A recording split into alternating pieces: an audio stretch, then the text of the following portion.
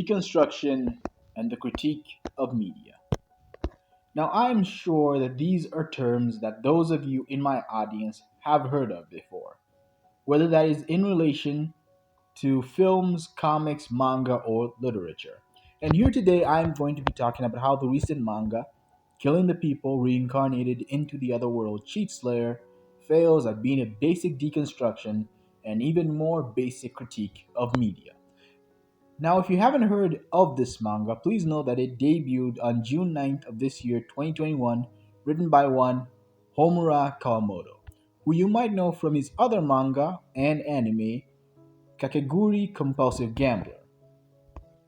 Killing the People Reincarnated into Another World, which I shall from now on refer to simply as Cheat Slayer because I need to preserve my sanity, was published in the Fujimi Shodo's shonen magazine, Monthly Dragon Age.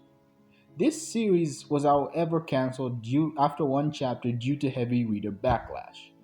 Now let me start by stating that I am not an Isekai fanboy, and I for one have no problem with Kawamoto taking potshots at the genre with his work.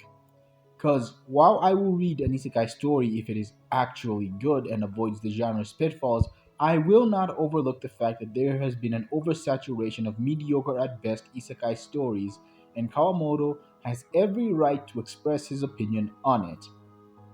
What I am interested on is discussing how Kawamoto and Cheat Slayer fail as deconstructed material and critiques of isekai.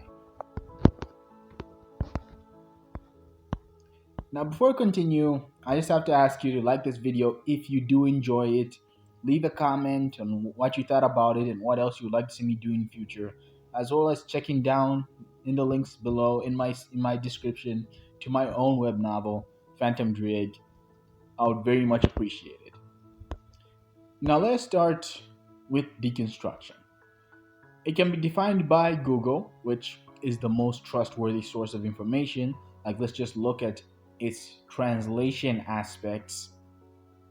Anyway, Google defines it as a method of critical analysis of philosophical and literary language, which emphasizes the internal workings of language and conceptual systems, the relational quality of meaning, and the assumptions implicit in forms of expression.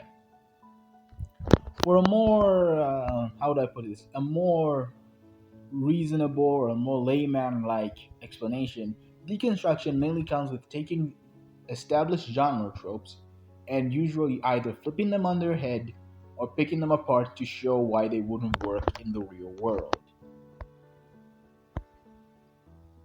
Deconstructions of specific works of media and critiques as well of specific works of media and entire genres is a concept that is extremely old in literature, with examples of such works being the likes of the ingenious gentleman Don Quixote of La Mancha, as well as The Lord of the Flies, with the ingenious gentleman Don Quixote of La Mancha being a critique of the fantasy romance genre of its time.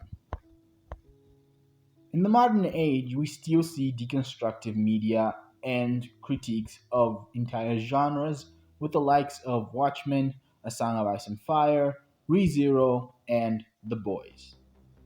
TV show, because the comic is absolute hot trash.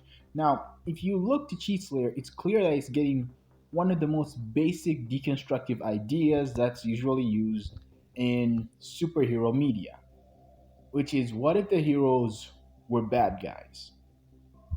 This was the same thing Alan Moore did with Watchmen, in which he took these characters, made them human, and sought to answer one of the biggest fanboy questions in the superhero fandom, which is what if superheroes were real? And Alan Moore answered with a resounding, it would suck because they would be people and they would let you down.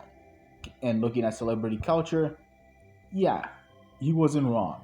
I mean, how many superheroes would we get arrested for being sexual offenders if they actually existed in real life? Now, we must first look at the premise of Cheat Slayer, which begins with a character called Lute, a villager who respects and wants to join a guild called the Rebels Against God, which consists of people reincarnated into the world to fight against the Demon Lord's army. Basically, your usual generic isekai stuff. But everything changes when the Rebels Against God attack Lute's village, and let's just say one of their members does some screwed up stuff to his sweetheart. Now, let's begin by what I consider the most important thing of a deconstruction or even just a simple critique of a specific work of art or an entire genre. That is to know exactly what you are critiquing in that media. Now, let's look at the list of characters who are on the evil isekai guy's side. And please do tell me they do kind of look familiar to you, don't they? Now, let's start from the right. We have Ainz, next we have Aleta, and then we have Rimuru, then Tanya, then Kirito, then Katarina Claes, then Aqua, who strangely enough comes from a story that critiques Isekai and makes fun of it, but hey, followed by that guy I can't remember from Wise Man's Grandchild, and finally Subaru, who also is strangely from another Isekai deconstruction that also critiques certain stuff about the genre. But hey, what do I know? Anyway, let's look at these protagonists and let's try to think of what the specific critique of Isekai is here. Did you see anything? Because I can't find any. Because look, some of the characters here, like Kirito and Wise Man's Grandchild, can be criticized because of how derivative of the usual isekai works they are. They are about as generic in isekai stuff as you can get. There are so many holes that can be punched in them. There, I understand it. And then, look, say what you want about Overlord and Tanya the Evil, and trust me, I have a lot of stuff that I could say about those. Not a fan. But if you're gonna critique the isekai genre because of how derivative and samey and cheap a lot of the works tend to be, going out of your way to target works that aren't following part of the herd really leaves me questioning what you're trying to critique here. And this is made worse by Kawamoto adding ReZero and Konosuba, which are two works that both critique and deconstruct the isekai genre.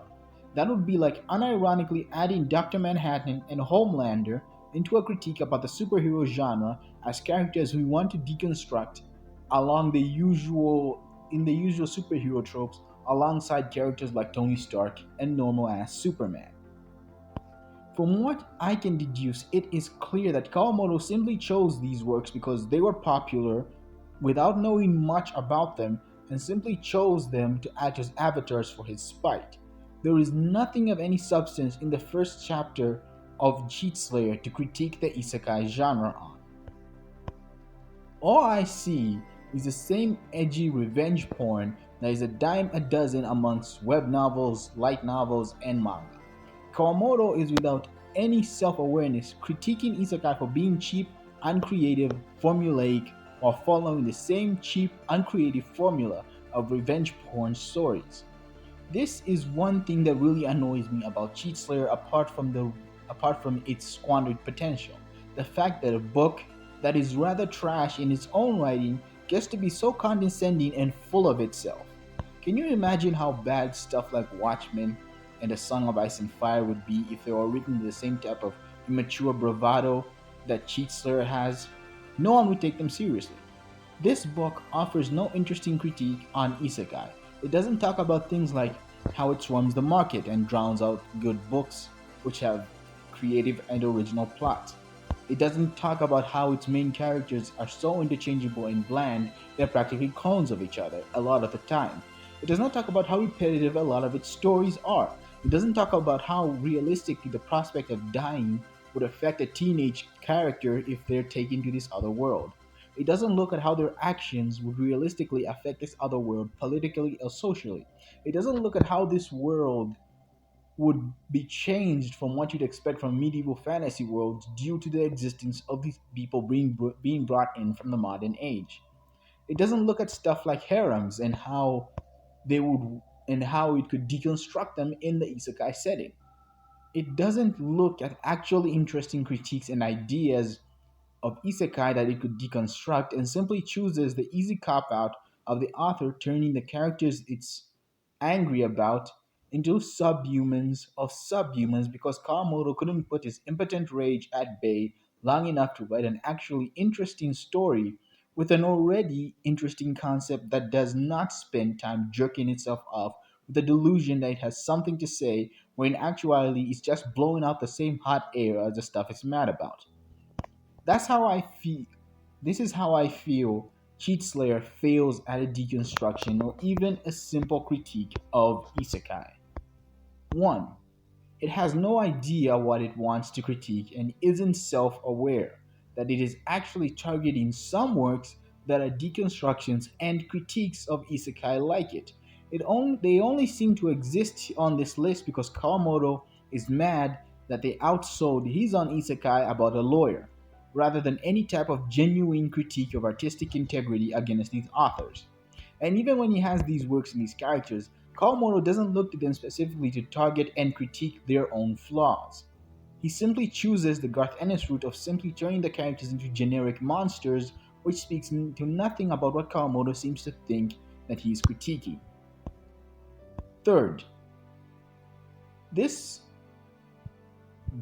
this book is no better than the stuff it seems to be critiquing. Like, look, if you're gonna critique something, at least be a better writer than the trash.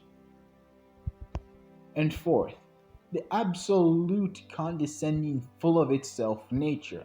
It makes it difficult to get any message when most of what the author seems to be telling you is about how this genre is trash and how they hate it. You can't be that on the nose when you're criticizing something. In the end, Cheat Slayer is the living embodiment of missed potential. Even if it still kept publishing, and look, I have no problem with Kawamoto continuing because honestly, his book is no better or no worse than the worst isekai out there. If those can still remain in publication, so can this hot mess. Now, where was I? Yes. If this book was still allowed to continue publication, I think that it wouldn't get any better. From what I have seen, I see it joining Redo the Healer within the Revenge Porn Hall of Shame. And this is why I view Cheat Slayer to be a failure as both a deconstruction and a critique of the isekai genre. It has absolutely nothing to say about it.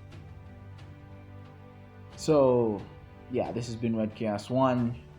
And I know this has just been a rant video, but look, I just needed to get it out to say it because this this manga really upset me. It upset me because there was just so much potential on what it could say about the entire genre, and its author wasted it just so that he could tell us how mad he is about the genre. And yeah, this has been enough whining for me. This has been Red Chaos 1, signing off.